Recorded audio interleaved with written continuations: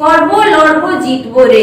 बिहार के चुनाव के बाद बंगाल की सियासत में फिलहाल यही चल रहा है। सारी पार्टियां अपना अपना दम दिखा रही हैं, खासकर बीजेपी और टीएमसी। लेकिन कुछ ऐसी पार्टियां भी हैं जो इनका खेल बिगाड़ सकती हैं। नमस्कार, आप देख रहे हैं लाइव फ्रॉम बिहार। मैं हूं खुशबू रॉय। दरअसल बिहार के नजदीक होने के कारण सारी पार्टियां बंगाल में उतर सकती हैं। तेजस्वी यादव ने जब ममता बनर्जी से मुलाकात की तब दोनों ने एक साथ कहा था कि हम दोनों तैयार हैं और सांप्रदायिक ताकतों को रोकने के लिए हम साथ ही चुनाव लड़ेंगे।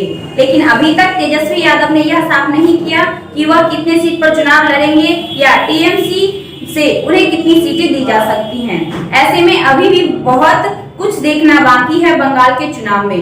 बिहार के राजनेताओं के माध्यम से यह भी सुना जा रहा है कि टीएमसी जहां आरजेडी के साथ चुनाव लड़ेगी, वहीं बीजेपी के साथ एलजेपी यानी कि चिराग पासवान भी बंगाल में चुनाव लड़ने की तैयारी कर रहे हैं। हालांकि बंगाल में लोक जनशक्ति पार्टी का बहुत ज्यादा जनाधार नहीं है, लेकिन एलजेपी वहां भी कुछ वोट तोला ही सकती है। लेकिन सबसे बड़ी चुनौती यह है कि वह अपने सिकुड़ते हुए जनाधार को धीरे धीरे आगे ले जा सकते हैं।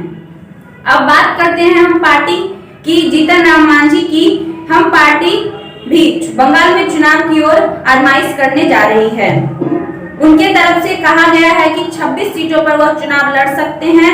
अभी सीटों का चुनाव लड़ने में यह कहा जा सकता है कि यह बड़ी तौर पर रणनीति तैयार हो रही है।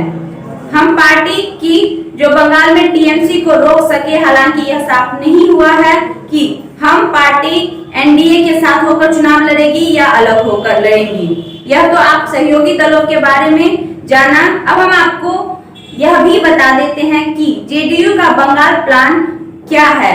जेडीयू लगातार बंगाल को लेकर एक्टिव है और सबसे बड़ी बात तो यह है कि जब से जेडीयू का कमान आरसीपी सिंह को सौंपा गया है, तब से एक राज्य से दूसरे राज्य के उम्मीदवारों से संपर्क बना रही है। इसी के साथ कहा जा रहा है कि जेडीयू बिहार से सटे बंगाल के जितने भी विधानसभा क्षेत्र आते हैं उसमें अपने उम्मीदवार को उतार सकती है। पीछे की रणनीति यह बताई जा रही है कि नीतीश कुमार की मॉडल क्षेत्र के लिए भी तैयार की जा सकती है और बीजेपी की बढ़ता हुआ प्रभाव है तो जेडीयू भी यह मैसेज देना चाहती है कि बिहार के बाहर एनडीए से अलग है, क्योंकि अरुणाचल में जब जेडीयू पार्टी के विधायक बीजेपी में चले गए थे तो जेडीयू ने अपने नाराजगी जाहिर की थी। लेकिन उसके बाद बीजेपी के साथ मिलकर बिहार में सरकार भी बनी और मुख्यमंत्री भी। धन्यवाद, आज के लिए बस इतना ही।